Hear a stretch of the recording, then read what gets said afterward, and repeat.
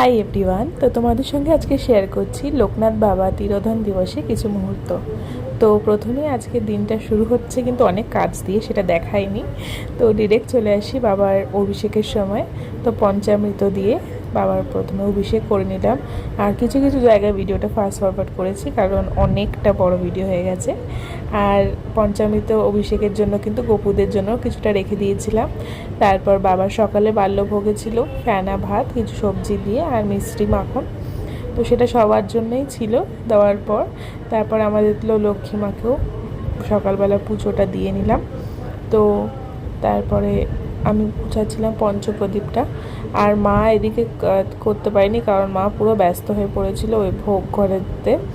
তো বাবা সব রকম ভোগে রান্না, শুধু মা নয় মাসিও এসেছিলো, মাসিও দিয়েছে সবটা হেল্প করে।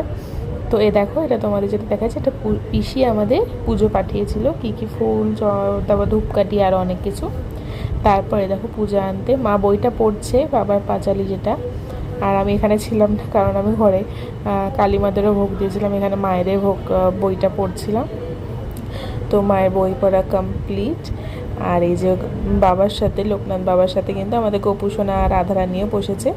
তারপর আমি আরতিটা করে নিয়েছিলাম, পুজোটা নিজেরাই করেছি আমরা। তো ঘরেও ভোগ দিয়েছিলাম। আচ্ছা, ভোগে কি ছিল সেটাই তো তোমাদের বলা হলো না। ভোগে সামান্য আয়োজন ছিল, বাবার কৃপায় যতটা পেরেছি আর কি। ছিল খিচুড়ি, পাঁচমিশালি তরকারি, 5 রকম না 7 রকম ভাজা, আমার খেয়ালও নেই। ফল ছিল কিছু, বাবার প্রিয় ফল যেগুলো তালশাঁস, আম, তারপর মিষ্টিতে আমৃতি যেটা বাবার সবচেয়ে ফেভারিট, কালো জাম, রসগোল্লা, তারপর পোলাও ছিল, পনির, চাটনি, পায়েস। এই সব মিলিয়ে যতটা পেরেছি করতে পেরেছি আমরা করেছি। আর গোপুসোনারাও কিন্তু বসেছে। আর এই যে দেখো গোপুসোনাদের, আর প্রচণ্ড গরম সেজন্য তেমন কিছু সাজাইনি, অল্প অল্প ফুল টুল দিয়ে সাজিয়ে কমপ্লিট করে সারাদিন পর নিজেরাও প্রসাদ পেয়ে তারপর বিকালবেলা যেখানে যেতেই হবে আমাদের, দিনে একবার হলেও চলে গেছি। তো আজকের দিনটা এমনভাবে কাটলো। দেখা হচ্ছে নেক্সট ভিডিওতে। থ্যাংক